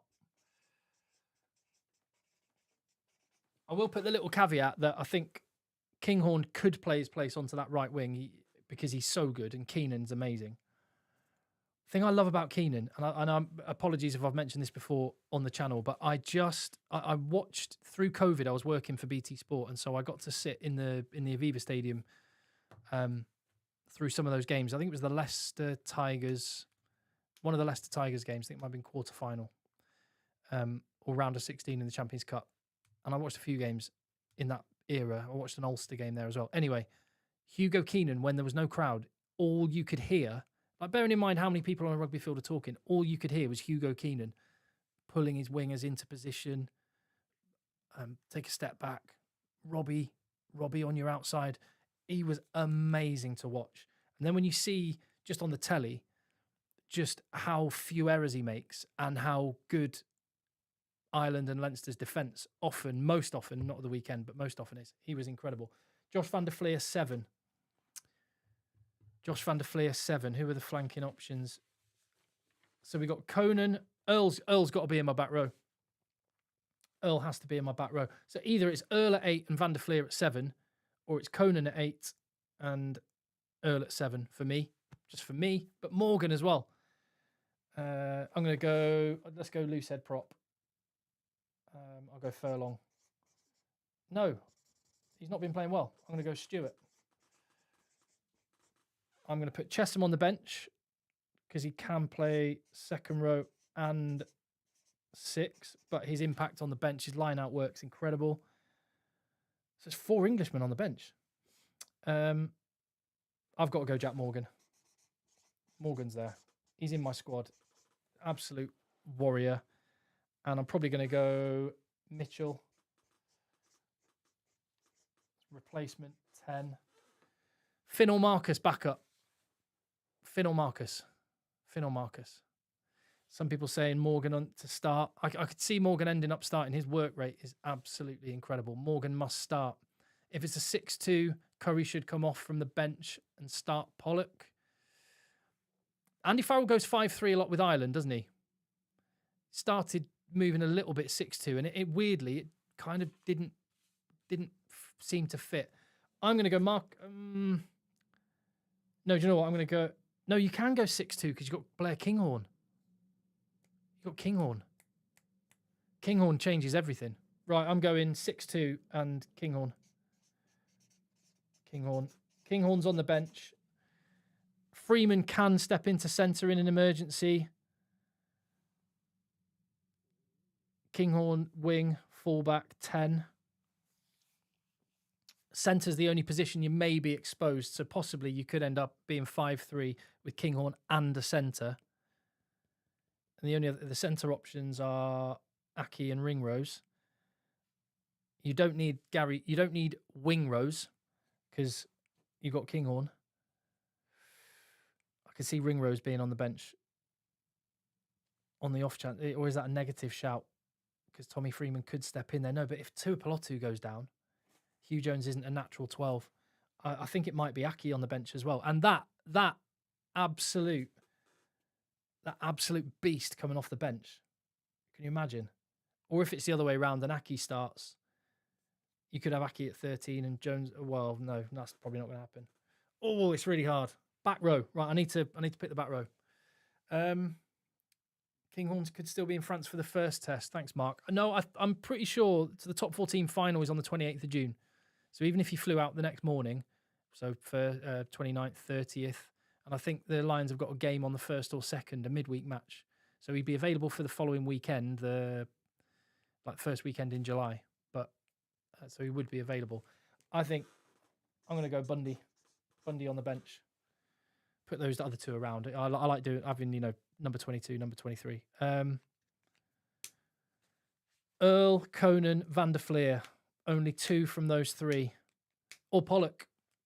I don't think Pollock's a test starter. But then I didn't think I was saying, go back a few months, and I was saying Pollock's an amazing player, but I think we should wait until the summer tour and unleash him against Argentina for England, then that would be the perfect time. And he went and came in and looked amazing. He's been ridiculous in the Champions Cup. Right, I'm going to go Earl and Van der Fleer, which lacks a little bit of line out something. Curry can do a bit of a job there. The other thing is Curry could end up playing 8. I mean, Caelan Doris wasn't always a number 8, first and foremost, was he? He was a 6-7 for a while before he was moved to number 8. Tom Curry could play 8. But you've got Chesham on the bench. Chesham. I do think the 6-2 looks... We've got so many good... Anyway, I've done it. I've picked. There you go. I'll change my mind 100 times. Daly will be in the 23. Tony, I love Elliot Daly, and I think there's a real strong argument for Daly. Oh, I haven't even written Keenan in yet, have I? Kinghorn changes everything. Kinghorn changes everything, potentially. Yeah, going with that. Like I said, one-man band, no expense spared. The flip chart. You know what? I remember one time watching a Six Nations game when John Inverdale was one of the hosts. If you're in the UK or UK anyway, you'll probably remember this. And John Inverdale at one point tried to illustrate a point he was making, or one of the pundits was making, by holding up an A4 bit of paper. And I also seem to remember on ITV, Clive Woodward using a flip chart. So, you know, if it's good enough for Sir Clive, the man behind the worst ever Lions tour, then good enough for me. That's a light pack. Yeah, Chris, you make a very good point, Chris. And instantly, as soon as I've picked it, there's changes I think I might make. That is a light pack. And how are Australia going to play? Because they're not the total pushovers anymore up front. Australia's problem is 10. I don't know who's going to play 10 for them. It's going to be Tom Liner. Is it going to be Ben Donaldson? But I don't know. That's their big weakness. But Taniela Tupou and Angus Bell, they've got some really good locks. I mean, they've got some decent locks. Will they go heavyweight with Will Skelton? They've got Salakai Lotto. They've got, what's his name, Williams and Frost. And in the back row, they've got some beasts. So, yeah, you might need to stand toe-to-toe with Bobby V and Harry Wilson and Fraser McWright. And I would probably, I'm starting to rethink that selection. It's all right. I'm giving myself stuff to do. We've got a little while yet. We've got a little while yet before the team. I've committed to it. See, I'm not stubborn enough to say I might be wrong. I'm also not stubborn enough to actually change it, even though there's things I might want to change. Taniela Tupou at 10. That'd be a move. Joseph Alcuso Suali'i versus James Lowe will be fun to watch. I mean, there you go. I did it at the very start when we were talking about Henry Pollock, and I was saying who are the other amazing young players in the world. Louis Bielbiere was mentioned, and Henry Pollock, and I've just completely... I've been talking for a long time, but who were the ones I can't remember? Wallace Satiti. There we go. And Sasha Feinberg and Gomazulu. The one I didn't mention was Suali'i. We have got... If you imagine the 2031 Rugby World Cup and Times Square in New York in America, where they're hosting puts up a face on a billboard, you could imagine it being, or a video game being released. You could imagine Henry Pollock being on the front of that video game. You could imagine Suali'i being the man on the front of that video game. That might be the story building up to the Lions. These two incredible, precocious talents, relatively new to international rugby, one more so than another, but all the talent in the world. Hanacom and Sasha, yeah, that's a great shout. I hope he stays fit this year, Sasha Feinberg and Gomazulu. Guys are just absolute weapon. In terms of plans for the channel, just to wrap it up, as I mentioned earlier, but if you're just joining me, I really, really appreciate it. And please get stuck in the comments down below. Weirdly, actually, I shouldn't be surprised. There's more people there's as many people watching now as were watching while the announcements were happening. But I guess that's because I just assumed the numbers were going to dwindle and fall off. But I guess that's because there was lots of people being pulled in lots of different directions. Plans for the channel. I'm hoping to be able to make it to Australia for some of it. Never been to Australia before. Only went to the Southern Hemisphere for the first time in my life last year with a visit to South Africa, and I'm heading back there for the Australia tests. The game I really I think is going to be just dynamite is New Zealand versus South Africa in Auckland, but I think that's going to be not possible. But the only reason any of it is possible is because I can take this show on the road. So I really genuinely, sincerely appreciate your support on the channel. Thank you very much for that. Let's get stuck in there. We need a global South versus North. I'd love to see an equivalent of this. What team would we pick? And I'm sure, in fact, let me make a note of that. I'm going to make a note of that right now because I will do a video on that soon. Lions 15 Southern Hemisphere. You'd have to call them something different. In fact, bearing in mind there's no lions in... is there lions in the Northern Hemisphere outside of zoos? Certainly not in Europe. We're called the Lions. But a Southern Hemisphere 15 made up of the 4 rugby championship teams. What would that team look like? That'd be pretty scary. But a global North v global South. You know what? Rugby's in a bad way financially, certainly at club level. International rugby's in an incredible place. But there's definitely a move to try and squeeze more money out of less time. That would be one of the most box office things that rugby could possibly do. Not every year, maybe every couple of years. I mean, you could do a 3-game series, but a sort of state of origin type North v South thing. I've done videos on it before. I would absolutely love it. You could just call the Southern Hemisphere side the World Cup winners. Yeah, all right. Alchemist Dave, everyone in the chat, make sure you click like for Tim. That would be cool. Please do that. That'd be awesome. I don't know. Don't ask me how it helps, but apparently it does. We'd need to include France. Yeah. Well, here's the thing. The Kanga box. The all Kanga box, maybe. But if we did have if there were a team made up of those 4 Southern Hemisphere teams, how cool would it be? Even if just as a one-off, create a team out of those 4 nations and then send them to France on a tour. I mean, I'd love to see a British and Irish Lions side tour France. And I guess going back to Australia in this tour and refocusing it on, these guys that have been named, how cool is it that it feels like it's going to be competitive again? Because, yeah, guilty, like a bunch of people, a year ago, wrote this tour off. What's the point? It's going to be a 3-0 whitewash. Look how bad Australia are. And fair play to Joe Schmidt. He's got a bit of something going on there. And we'll see how good it is. We'll see how good the Lions can be. But the fact that it's an event again, and it's going to be the core part of the rugby calendar this year, is just awesome.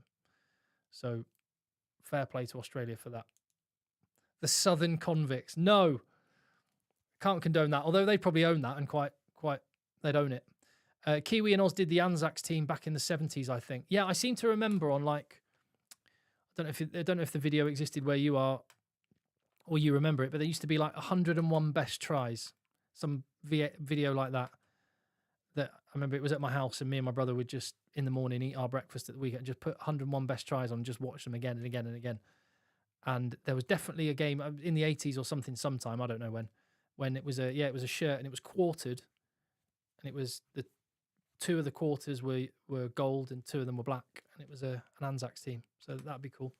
Global South by 15. Well, let's World Rugby, get it on, make it happen. Cummings will start the test match. Massive, dynamic, great in the line out, and picks a really good line. He is, of all the people selected, he is one of the people I'm most pleased for. Scott Cummings. Injured, missed the Six Nations completely. How frustrating would that have been? Came back for what? 20 minutes last weekend for Glasgow. I think there's two things there. One, he is a really, really good player. Secondly, he does benefit from being in a position where it's not that great. It's not that great. There are stronger areas of the team than second row. I think second row is one of the areas of weakness. Would be interesting to know if George Martin would have made it had he been fit. Maybe I was thinking it might be. Yeah, I just wasn't expecting 6 of them. And there are 6 locks and 6 back rows. Tygh-Burn's a back row, isn't he? Tygh-Burn's going to be a 6. So if I was guessing based on the squad, what who would start then? Yeah, maybe you're right. Maybe that commentator comment, I forget who said it. Maybe it was right. Maybe actually. I mean, who'd you go 8? Oh, I don't know. You start. My head's starting to be scrambled. Yeah, if Scott Cummings started, then I probably can see Conan starting at 8. I'm not going to rule out Tom Curry being an auxiliary 8 potentially. I mean, the blimmin' shoulders on Josh van der Fleer and Tom Curry. I mean, the criticism that's quite a small pack. I get it, but they're absolute animals, those two. Lions are found in India and Africa and partly in the Northern Hemisphere, just to answer your question. Okay, so north of the equator, not in Europe, but there we go. We've got the English football team and some of the royal, what do they call them? Crests, sigils, whatever it is, they have lions on them, so it's not new. Tuipulotu and Ringrose for me, otherwise that's tasty. Hugh Jones, do you not think he's been the best centre of all of the centres in the last year? I think he was named as Scotland's Test Player of the Year, and he has definitely been Scotland's best player. Arguably, I think you can make an argument that Hugh Jones has been the best back out of all of the British and Irish teams in the last year. So we'll see. Who's the backup 10 in Argentina? That is a great question. A very English-focused question, Ivor, but a very good one because Finn Smith and Marcus Smith have gone on the tour. George Ford will get his 100th test. I did a little bit of me just sort of think, wouldn't it be really, really cool, having been stuck in the high 90s for a while, watching the rugby, wouldn't it be really cool if George Ford got his 100th cap in a British and Irish Lions test match? That would just be very cool. But he's going to get it in Argentina. Who will be the backup 10 is a really good question. I don't know the answer to that. Charlie Atkinson, he was in the England A squad. There we go. Again, I'll look at this another time. Hi, Henry. 6-2 bench with 6-2 bench split with Marcus. What in Marcus? But then the problem with that is I'm open to the 6-2 split. Problem with that is Kinghorn already covers 10 to a very good level. And you're still stuck. Even if you had Kinghorn and Marcus Smith, you're sort of double covered at fullback and 10, and you're still not covered in the centre. It's the only issue I've got. I suppose just throw in a curveball out there. Again, Kinghorn, I still think Tommy Freeman's been in wild form, but I still haven't ruled out the fact that Kinghorn might be starting.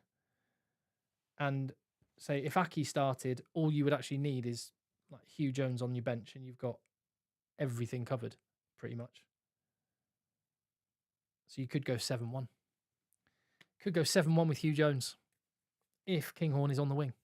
Just a thought. Elliot Daly as well. Yeah, it does change a bit, but again, it's the 12 spot that's the difficult one to cover. Tuipulotu goes down, or if it's Aki at 12, if Aki goes down, there's no natural 12. It was one of the thoughts that made me think maybe Owen Farrell might have made it because he can cover those two positions, but another injury and lack of form, I think, is the right call. Start Kinghorn at 15 and then Mitchell and Aki cover it. That kind of fits. Well, the other thing I didn't mention is potential 12, Ben Earl or Henry Pollock. Ben Earl on the bench to cover both back row and centres. There you go. Great minds think alike. Sakushi, appreciate it. Jones can play fullback and wing. He played there for... Yeah, but this is exactly my point, Eddie. Hugh Jones, fullback, wing, centre. Elliot Daly, fullback, wing, centre, but 13, not 12. It's just that 12 slot. That's the one that you've got to think about it, which is why, again, I think Joe Woodland, you might be spot on. I reckon across the tour, Earl will be doing at least a total of 80 at 12. And Ian, 12 is a problem, which is why Tom Jordan should be there. So if you were going to pick Tom Jordan, who would you drop out of those backs?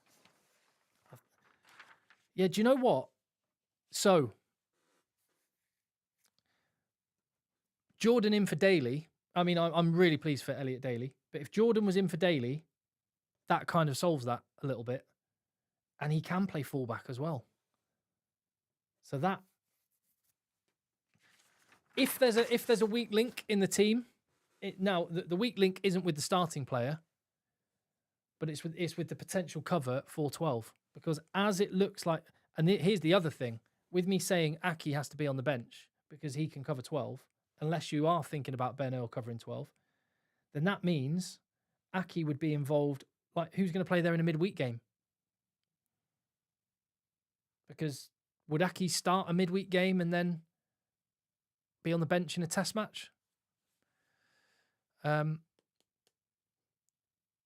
Yes, do Bash Brother Aki and Tui at 12 and 13. I would love to see that.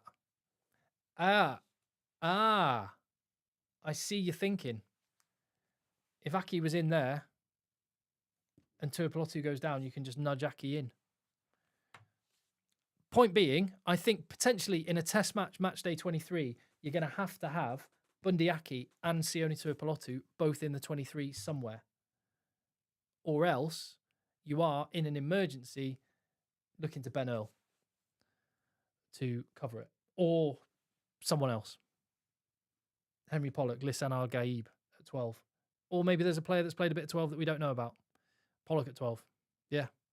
Thank you, Henry, for that one. URC is better than Super Rugby. So that's not Stephen Donald in the chat. I don't know if he watches or not. Thank you for that one. Oh, man alive, we've got so much to talk about off the back of this. And, I mean, what's the date today? It's the 8th of May. The 8th of May. But the tour, when's the first game? The 21st of June. We've got a way to go yet. That hasn't stopped everyone for the last year, myself included. No, actually, I don't think I got started a year ago with my Lions team. But Dan Sheehan at 12. Thank you, George. No Jamie George, says Sean. Yeah. If you're, in fact, let me do that because I appreciate this. That you might be tuning in all the time. Obviously, you can get better graphics and stuff elsewhere, but can't get the good-natured chat in the comments and stuff here, can we? Yes. So the big omissions, to go through those. Who do you feel most sorry for out of the people that were left out? Actually. So Lou said Prop was fine. No big surprises. Finley Beelum, feel a bit sorry for him. He did really well. You've got Jamie George. I do feel sorry for him. He couldn't have done any more. He was brilliant. And I thought maybe with the experience that he brings, he might have been there. Second rows, Courtney Laws, he wouldn't have been expecting it, I don't think. David Jenkins did all he could. But no. I mean, Jamie Ritchie, I feel for. Jamie Ritchie and Rory Darge couldn't have done much more in the Six Nations. Rafael Underhill, I just feel sorry for Underhill on his injuries. Talupe Falatau, just for the fact that is end of an era. I mean, there will be injuries, never rule it out. Falatau, imagine, it would be cool for him to go on his 4th tour, but that could be the end of an era there. I feel for Caelan Doris massively. Injury scuppering his chance. 4 years must feel like a long time off. Again, hopefully he might get back fit during the tour and be... I don't know. It looks like it's a write-off there. Scrum half, Ben White. I guess I mean, I would... If he wasn't at Toulon, I would have picked him. I thought Ben White was absolutely brilliant in the Six Nations. I would have probably picked him, but he's not going to be available for the first couple of weeks at least. And Thomas Williams is really good. Fly half, Sam Prendergast, he's had a rough week. So you kind of feel for him just on a human level. We'll see what his mettle is. But go away with Ireland, have a good summer, tear it up against Georgia playing. Owen Farrell, I love that man. Jack Crowley, Tom Jordan. All these people will feel really hard done by. George Ford, it would have been a fairy tale for him. Never been on a Lions tour, George Ford. Never been. That's very cool, actually, for Ringrose and Van der Fleer. It would have been shocking if they'd ended their careers never having gone on a Lions tour. So hopefully, touch wood, they stay fit between now and when the tour departs, because they deserve that on their CV. Robbie Henshaw, he's been a great Lion over the years. Who else in the wingers? Darcy Graham. Wee Darcy. That big grin. Those fast tracks in Australia, he would have loved it. So I feel for him. And Carl Steyn, go back a year, 9 months, 6 months. Go back to Glasgow's win out in Pretoria against the Bulls in the URC final. Carl Steyn, I mean, is there anyone better at pressuring and kick chasing and putting in shots in D? Guy works so hard, leader, but he's had such rotten luck with injuries through November and the Six Nations. Feel for him. Furbank with his broken arm, he could have been that 10-15 option as well. Jamie Osborne, his versatility. Well, there's someone. There's a player, just as a versatility player. Tom Daly and Jamie Osborne and Jack Crowley would be that maybe extra bit of cover at 12 that the Lions squad is lacking. Not saying they should be picked ahead of anyone else necessarily, but it's just a thought. So I think I feel sorriest for Wee Darcy. Carl Steyn would have given options in the centres as well as the wing. Yeah, he would, Paul. Good point. Is it me or is your microphone cutting out? I hope it's not. I hope it's you. Thank you, Richard, though. I feel sorry for Faye Waboso. And yes, Ollie Lawrence, of course. Thank you. Appreciate that, TLA, for the comment. Ollie Lawrence, that's cruel. The guy was an absolute warrior. And again, back to the point about 12 and 13 would have made a massive difference to the squad composition, wouldn't it? It's the one area where I think they might be exposed. So those are the players I feel most sorry for. The ones I feel maybe, right, and this feels like a harsh thing to do. So I'm not wanting to take anything away, but maybe the people who could or should feel most relieved at their selection for various reasons. I'm really pleased Xander Fagan is obviously going to be fit enough to tour. There's no question if he's fit and available, and I've got him as my test starter in a 23-man squad. Got him as my test starter if fit and available. I would say Tig Furlong should feel a little bit of relief. He's amazing. He's been a brilliant British and Irish Lion in the past. We know how good he is when he's on his game. He has not been right up there for a while. Finlay Beelam's been doing really well in his absence. So the fact that there are not that many good tight head props, I think is Tig Furlong should breathe a sigh of relief. Have a good drink and enjoy it. And hopefully here's to him having an amazing tour, but he should feel lucky. Ronan Kelleher, I also think should feel lucky, and he may well be. As much as I said, I don't think Andy Farrell will go with an Ireland system and pick players for that. Maybe the selection of Ronan Kelleher means that he has, in fact, gone for an Ireland system selection. So I feel, and yeah, in the chat, I was just about to say thank you, Wallabies 1989. Cool handle. Mac Hansen. Mac Hansen should feel very lucky. Not to take it away from him. And the story of him going back to Australia, his motherland or fatherland, or anyway, where he grew up, that's just a cool story on its own. But he should feel very, very lucky. And, well, I'll tell you what, the investment from Mac Hansen of a Andy Farrell tattoo on his leg, it's paid off handsome, hasn't it? Because, yeah, Darcy Graham will be sat there gutted. I mean, all the players that aren't picked, they all back themselves. That's the elite professional athlete mentality. They'll all be gutted, but that one was a proper coin flip. And, well, comment there, Michael. Hansen does not deserve his spot. Maybe not on form.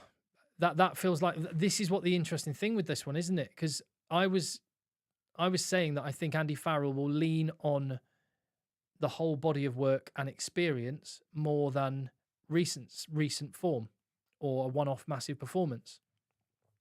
And that certainly seems to be the case when you look at the people that I've mentioned: Ronan Kelleher, Tadhg Furlong, James Ryan, Mac Hansen, all Irishmen. Not knocking it or trying to stir up a hornet's nest there, but just making the observation. And yet, he picked Henry Pollock. So he kind of has leaned into what he knows, I guess, except for that one. And the back row, Henry Pollock has got in the most difficult position to be selected in. The quality of the guys that are not there. Caelan Doris is not there. Jack Willis is not there. Jamie Ritchie. Rory Darge. 2 Scotland captains. Sam Underhill. It is just astonishing that Pollock is in. And it feels like he's on the one hand gone, I'm picking the new guy, and on the other hand, he's gone, I'm going with the guys I know. And I'm going with a body of work that spans many years. Really, really interesting. Marcus Smith, very lucky. Yeah, Aidan, I think that's a really good call.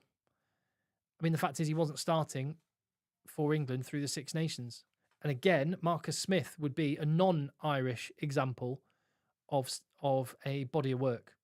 Because Marcus Smith in New Zealand last July was absolutely amazing. England's best player. And they probably should have won at least one of those tests. And Marcus Smith was absolutely at the heart of that. He was fantastic. But that's a year ago. And so Marcus Smith maybe should feel fortunate to be there as well. And at least that's someone that should feel fortunate that he's not Irish, I should say, because there's going to be a narrative built that some of these lucky picks are his boys. On that front, and just for the purpose of like the stories that are going to come out after this, I'm really not pleased. That's the wrong word to say. I'm not pleased anyone didn't get picked. I think it's good that Sam Prendergast gets, well, let me put it a positive way. It's good that Sam Prendergast gets to go and get some experience playing for Ireland. I think had he been picked, it would have been characterised, and with the other selections that I've just mentioned, Kelleher, Hansen, all the rest of it, the accusation would massively have been thrown at Andy Farrell's way that it's just the Irish dial was turned up too high and he was using it as an opportunity to develop his next international star. I honestly don't think there's any, I don't think he's thinking beyond the Lions tour when he does select his Irish players. But I guess that accusation could be there. Like I said, he's left some really, really good players behind. Jack Crowley would have solved that little 12 issue that I've identified. Robbie Henshaw. There we go. Is it 3:30? I've just been rabbiting on. The 2 Welsh boys are lucky. No, don't you say that about Jack Morgan. Eolas. No, not having that. Thomas Williams. I think Thomas Williams is there because Ben White plays for Toulon. But he's been really good anyway. But Jack Morgan. No, taking him every time. What an absolute hero that man is. Only just arrived. What's the full squad? Oh, Vital 20. You're the one bringing... Okay, sorry. I think there's a conversation going on in the chat. You're the one bringing... I'm just trying to anticipate what the conversations might be. I was picking out the players who I thought maybe feel lucky, and it just so happened that they were 3 or 4 Irishmen, but also Marcus Smith, as I mentioned. And look, the debate's going to rage on. Morgan was always in my fantasy Six Nations team. He always scored highly. I know, yeah, I mean, it's not the ultimate indication of a great player, but I'll tell you what, the number of involvements and the amount of work he does certainly tells you. No Irish 10 deserve to go, says DJB. Yeah, well, clearly. And I feel for Jack Crowley generally, and also for Kieran Frawley. They just need a bit of confidence. Someone needs to go and pump those lads' tyres up. Probably the three of them. What 10s were picked, says Vital 20. Hey, Vital, you'll find it on the internet. I mean, I could take you through my my flip chart, but it was Finn Russell, Finn Smith, and Marcus Smith. There we go. Right, I think. Yeah, getting more Frontier Pioneer. Yes, back row's a bit short. Some have said the pack's a bit lightweight.